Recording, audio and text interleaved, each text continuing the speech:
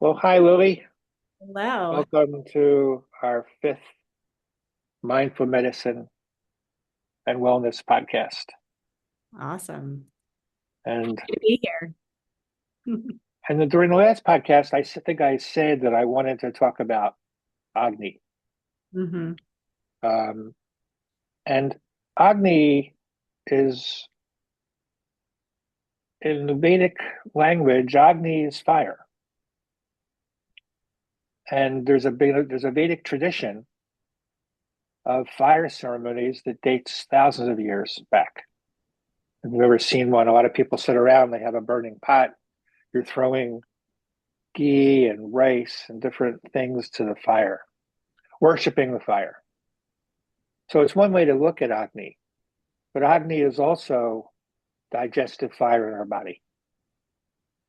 And when I do an Ayurveda consultation with people, I try to run through the um, different things you're doing for your doshas, trying to get things balanced, how to balance things, and we're taught to explain that doshic balance is really important to get your body healthy. But you really can't get there if you don't have active Agni. Because if you don't have something to help you digest what you're putting in, so I thought I'd talk a little bit about try to define Agni a little bit and talk about some of the ancient definitions, and then we'll finish up with a bunch of uh, ways to, according to Ayurveda, to increase your Agni. That sounds great. I think, with my patients, like, Agni and digestion are, huge topics of concern and conversation, a lot with, whether it's constipation or feeling bloated or, not feeling like they're metabolizing like they should if they're going through perimenopause or menopause or, anything. So I think this is a great topic for everyone. Good. Um, well, Agni is very attached to Vata. So if you can begin to, you know, balance the Vata, which we talk about it earlier. It's the 80-20 rule. If you can begin to try to balance the Vata, especially as we get older, it helps. But our Agni can slow down as we get older.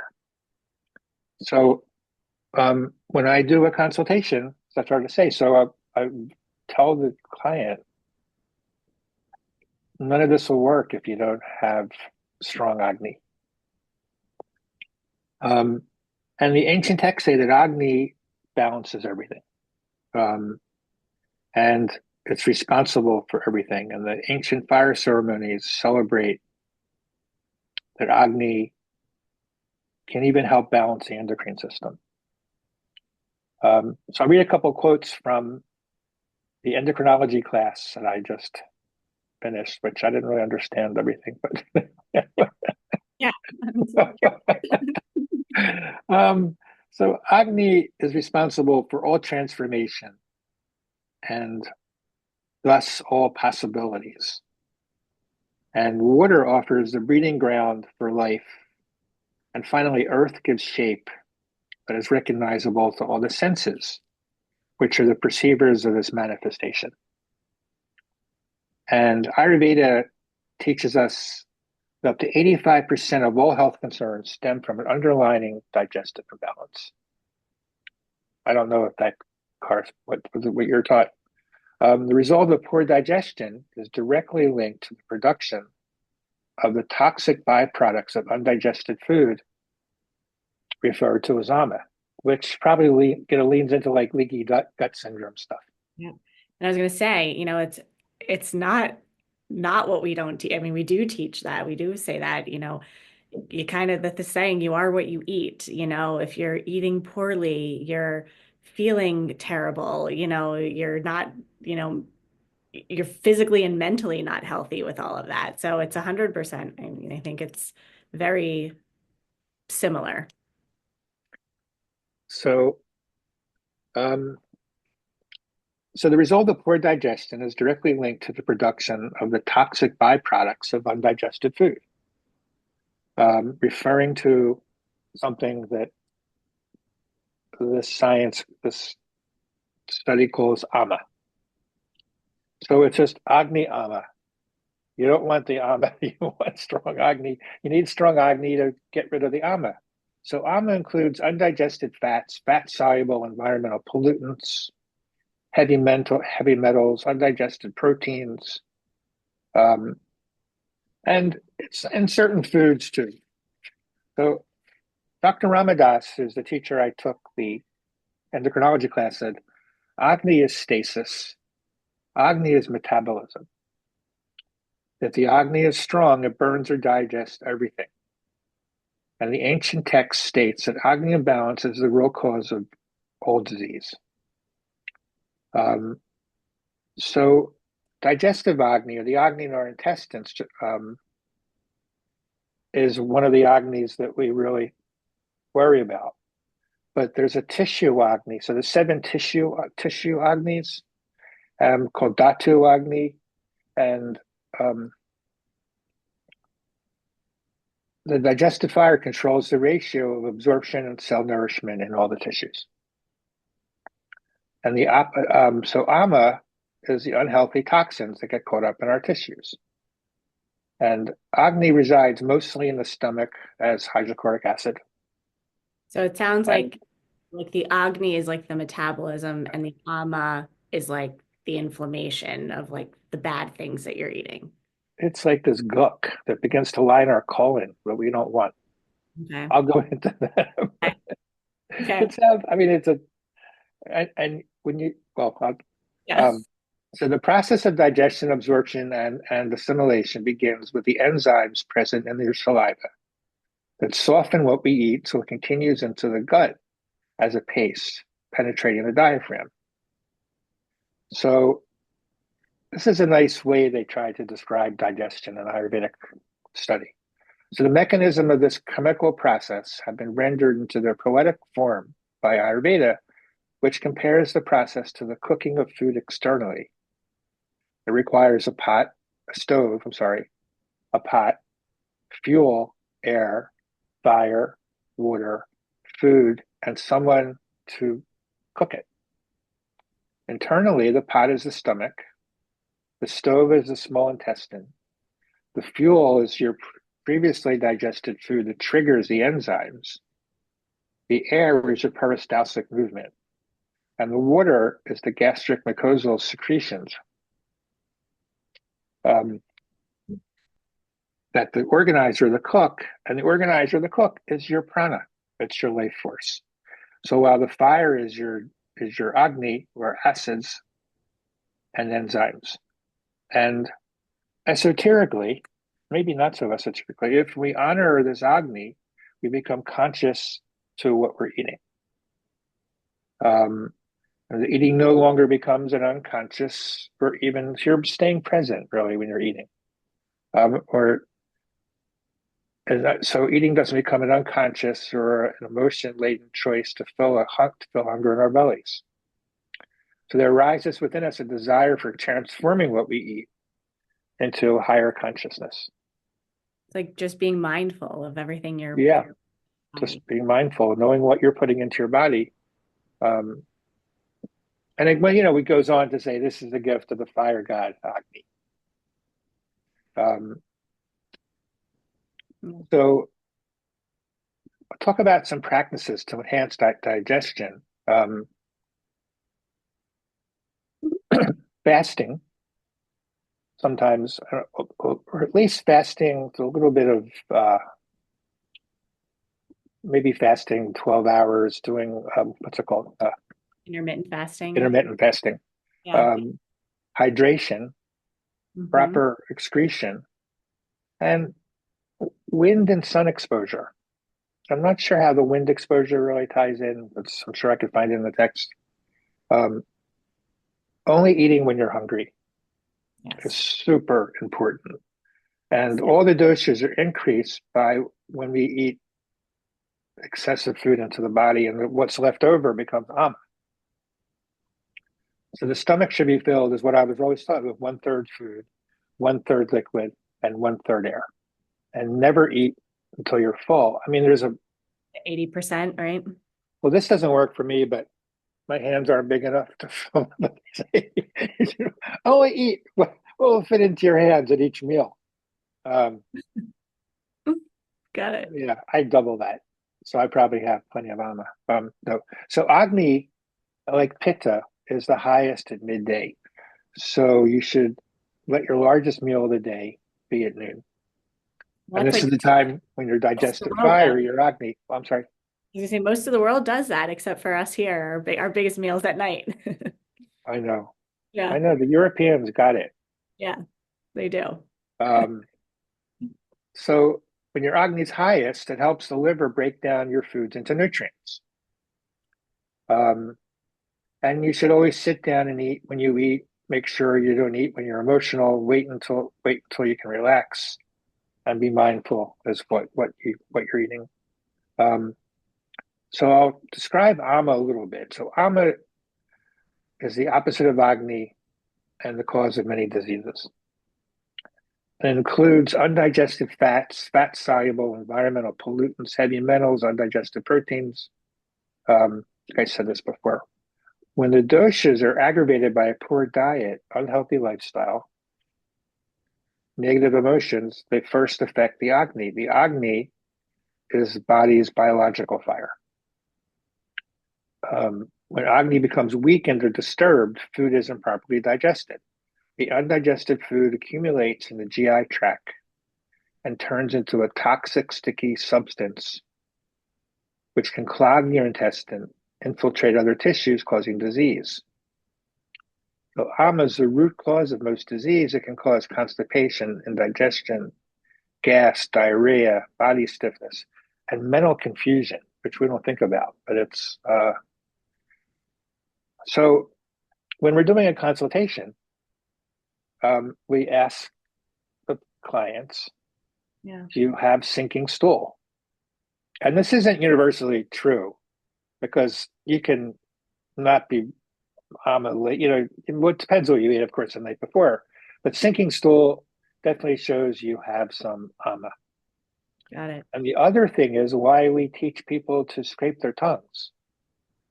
It's because of what you look at, what's coming off of your tongue. Ama really shows there. Got it. So more stuff would be more ama. Yeah. Mhm. Um, so ideally, large proteins and fats should be broken down by the upper digestive system and be small enough to enter directly into the intestinal capillary systems and be delivered to the bloodstream. I think this is where the leaky gut kind of thing comes through. However, the undigested food particles are often too big to be properly absorbed into the bloodstream. Um, in cases where the digestive strength has broken down, so they're uptaken to the larger collecting ducts of the lymphatic system that drain the intestines where they wreak havoc. Does that make sense? Mhm. Mhm. Um, So it's so like while what? it's like the gut dysbiosis and increased permeability and Yeah. ama. Yeah. So while the lymph is equipped with its own array of digestive enzymes to handle a reasonable amount of larger undigested proteins and fats, a steady diet of non-organic, pesticide-laden, highly processed foods American diet. will build up ama or lymph congestion. And we don't have lymphatic pumps in our body to pump the stuff through. Although you talked about practicing Ashtanga this morning, Mhm. sun salutations are a great lymphatic pump.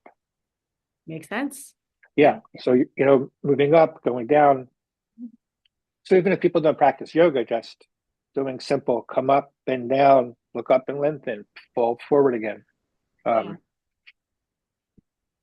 so also in Ayurveda, study of lymph is called rasayana, which is the study of longevity.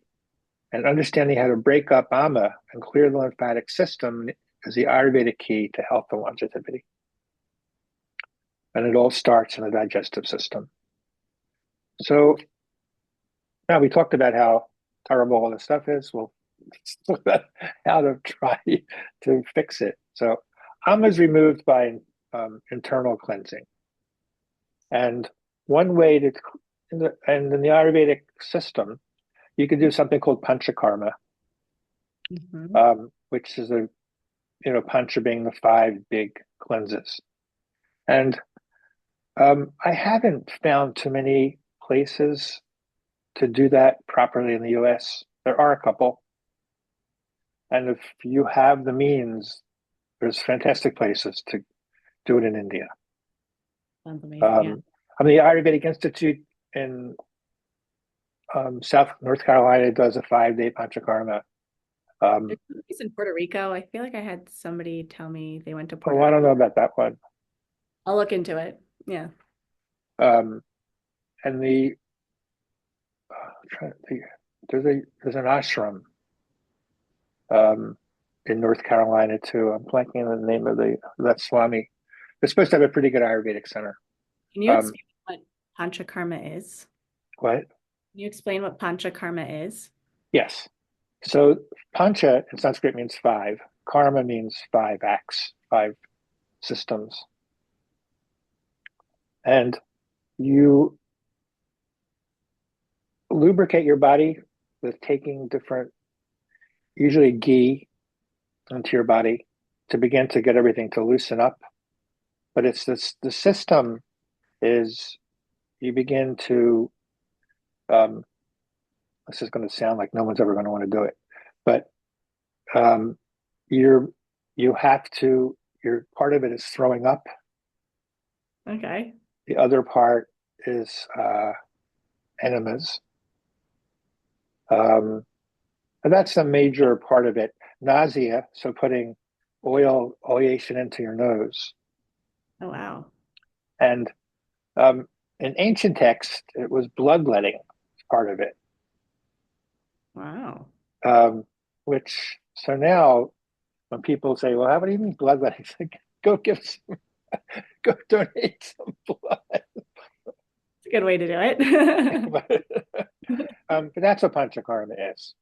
But the major part of it is you're eating things to make you throw up, to really Okay. cleanse everything out. And the enemas are a big part of it to help clean everything out. And then once you do this for a couple of days in a row, you're nursed back with very healthy foods. Got it. Got it. How often are you supposed to do these? I mean, if ideally, I guess you would try to do it once a year. Okay. Um, I think that's hard to get it together, but Got it. you can do small panchakarmas at home. You can get an enema bottle and put different, give yourself a self enema with different herbs. The throwing up part, I think you have to be careful with. Hmm. Yeah. Yeah. And the nausea part's really beautiful and fun. The oleation of your nasal cavities, I think feels really good. Interesting. And you'd also be getting, at the same time, you'd be getting Ayurvedic massage. That is wonderful. That sounds great. You're being rubbed with I'm beautiful in for that. oils and Yeah. um, Sounds like so a colonoscopy on steroids. Like a colonoscopy on steroids. but there's another way to do this. You can do it with herbs, which isn't a complete cleanse. But you can, and like I said, you could use a lot of, begin to do certain procedures with ghee that your Ayurvedic practitioner would work with you on. You begin to loosen everything up. And then same time, you could do the self Abhyanga massage.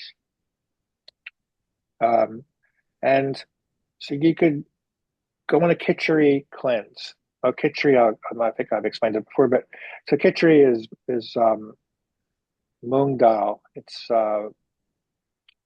split split lentils, split green lentils, and polished with basmati rice. So mung beans and basmati rice with a bunch of different herbs thrown in. Okay. So you can do a cleanse like that for 3 to 7 days. Um, there's also an herb we've spoken about, a compound called triphala, Hmm. which is we use when people are constipated. but it's also a very good colon cleanser. So if there's any ama built up in your colon, it can help. So you're not going to go in and get an enema to clean out the ama from your colon. Maybe you could just use the triphala. And triphala is very safe. It's Indian gooseberry and a few other fruit that uh, haritaki and I forget how the other one. Um, but they're three Indian fruits. And Yeah, there's another herb compound, but I've given some patients that it works pretty well. it works. You know, it's a non um, addicting cleanse that you could do long term. Mhm. And if it doesn't work immediately, if people are constipated, you could just increase it without causing any real damage. Yeah. Um, and Trickatu, which is sometimes called Kapha Digest in certain herbal platforms, which burns up the kapha. So if you've ever, I mean, I have plenty of mucus in my body a lot today for some reason. um, but I this mean, burns up the kapha. So if you eat too much ice cream, you could do this, but it's Indian long pepper, black pepper, and ginger. So if you don't have all this stuff and if you just want to take some black pepper and ginger, put it on some honey after you ate too much ice cream, it will begin to clean this out. But it's easily obtainable. I mean, you can wherever you buy your herbs, you can buy Trickatu, and if they don't, they might call it Kappa Digest or some other name. okay. But um,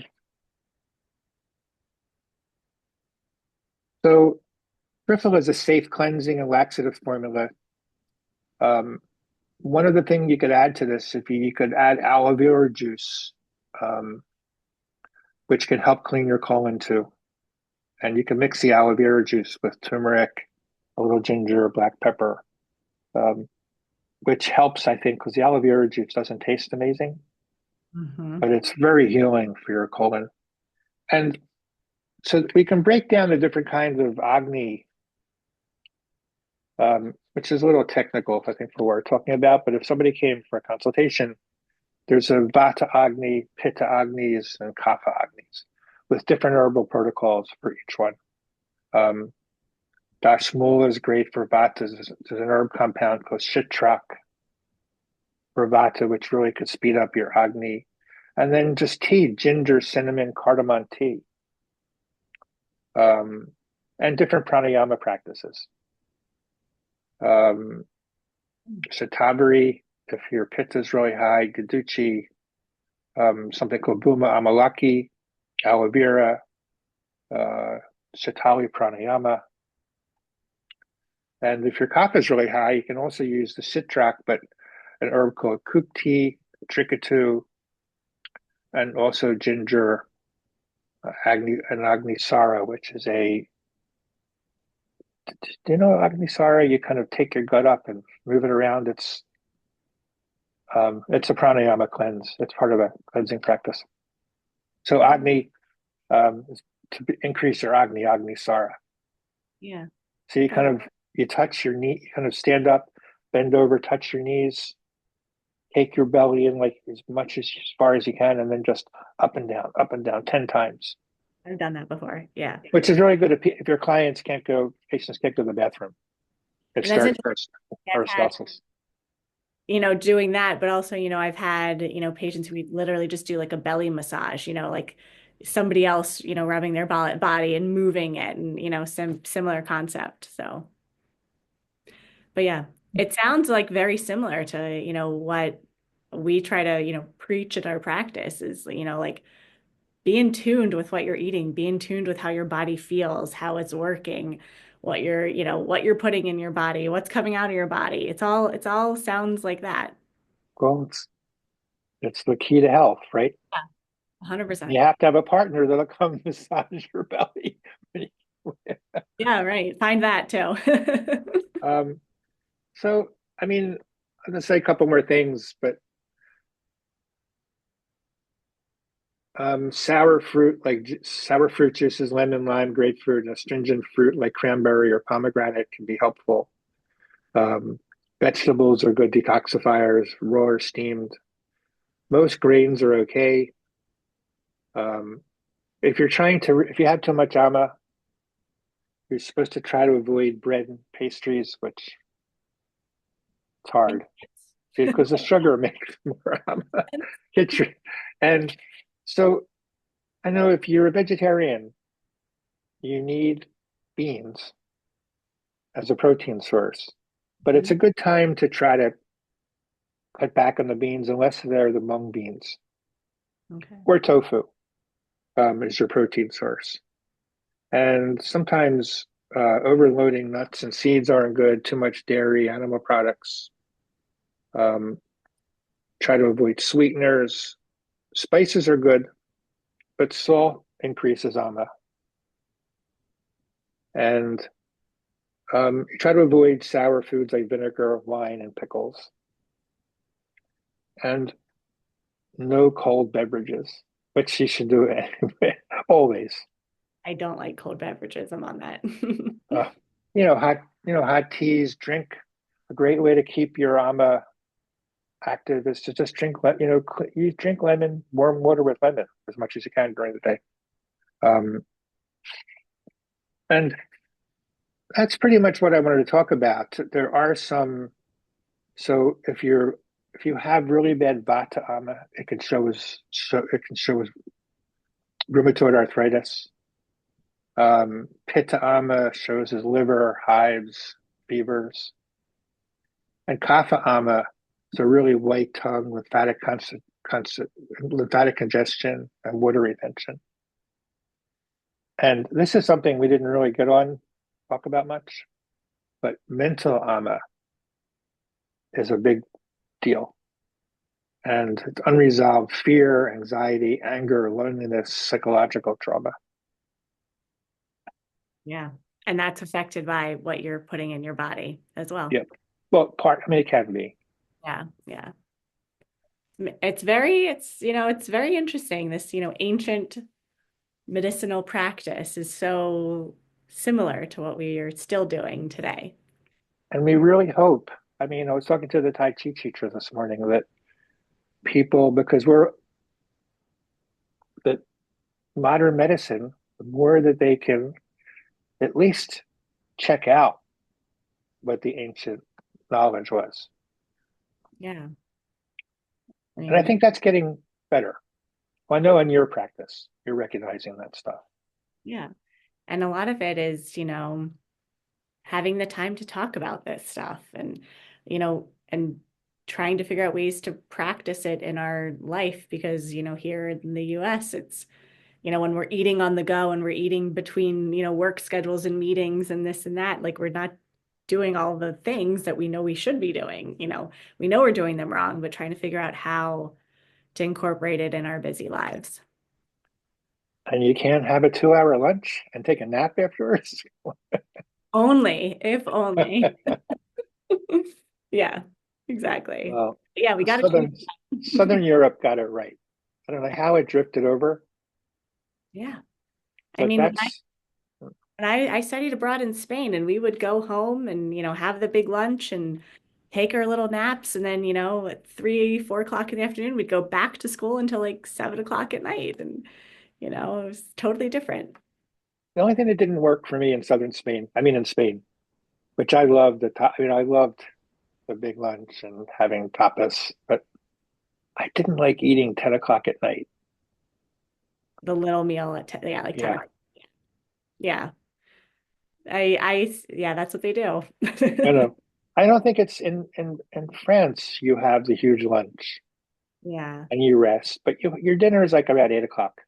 Yeah. And dinner is supposed to be light, so it's supper, soup, and different. Yeah. Right. Yeah, we would have like, Spanish tortilla at, 10 o'clock at night or something like that. But yeah, it was later, much later. I love that culture though.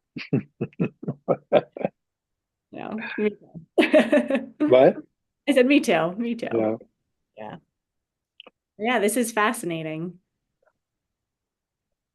Yeah, for me Mhm. too. Yeah. And it goes on and on. I think I'm trying to give like an easy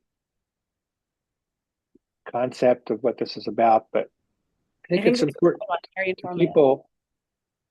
You need strong hydrochloric acid in a scientific, sense to burn everything, which is how, when we talk about getting your pitta strong, And so if someone is feeling like their ama is too much and they're not having that digestive fire and feeling like, their things are moving the right direction, they would come to somebody like you and you would kind of go over everything, their whole constitution, all of that, and find out, kind of what their day to day is and then make recommendations on how they can increase that agni and decrease the ama.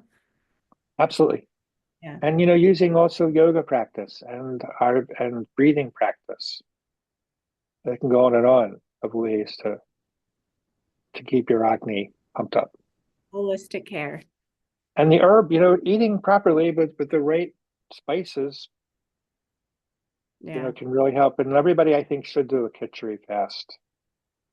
I mean, if you can, as Yeah. the seasons change, or maybe twice a year, Interesting. if you like it. I Yeah. mean, How many days is that, or how often? you can even do it for one day until you build it up. You can, ideally, we do 3 to 5 days. And that's the mung beans and basmati rice. Yeah. Yeah. And with ginger, salt, cardamom, um, cumin, Sounds, and what am I missing? Um, yeah, with great spices. yeah, And you sounds could good. you could dress it up a little bit. You can put in some vegetables and Yeah. a little Sounds, bit of cayenne pepper or some chili chili flakes. yeah. Sounds delicious. It is delicious. I'll make it for you. I, Ever make it for you? You ever I've try it? never had it. No, I'd love it. Yeah. Sounds good. I have my late teacher Ed's recipe that I use all the time. I can't wait. Looking forward to it. Well, thanks for your time today, Thank you. This was fun. and I'm happy we're doing this, and let's keep it going. Sounds good. We'll see you for the next one. Bye bye, Lily. Bye.